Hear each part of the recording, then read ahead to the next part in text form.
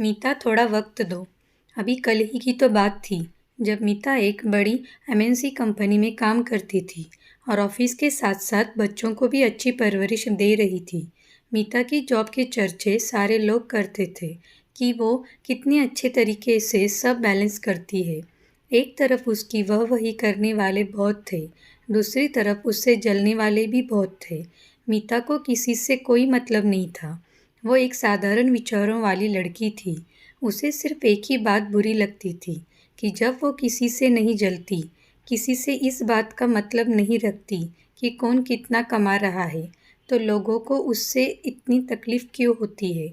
मीता की एक सहेली उसे बहुत समझाती थी कि अगर हम किसी जंगल में फंस गए और वहाँ शेर आ गया, तो हम उस वक्त ये नहीं सोच सकते कि हम तो अच्छे हैं, शेर हमारा कुछ नहीं बिगाड़ेगा।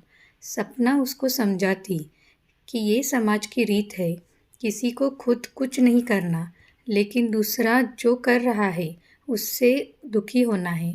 एक दिन सपना और मीता एक साथ बाजार जा रहे थे तो पीछे से आवाज़ आई, अरे मीता, ऑफिस से आते ही घूमने निकल पड़ी, ज़रा बच्चों का भी ख्याल करो। तुम सारा दिन तो ऑफिस होती हो, कम से कम शाम के वक्त तो बच्चों को समय दे दिया करो। दोनों को ये बातें सुनकर गुस्सा तो बहुत आया, पर सपना कहीं उल्टा जवाब ना दे दे ऐसा सोचकर मीता ने सपना का हाथ पकड़ा और तेज़ कदम बढ़ाने लगी, ये बोलते हुए कि आंटी अभी आई। सपना ने आगे जाकर बोला, देख मीता, अगर तू लोगों से डर कर जीती रहेगी तो काम नहीं चलेगा, तुझे जवाब देना होगा। जिन आंटी को तेरे बच्चों पर बहुत तरस आ रहा था, उनके खुद के बच्चे सारा दिन मोबाइल देखते हैं और वो किटी पार्टी में मग्न रहती है।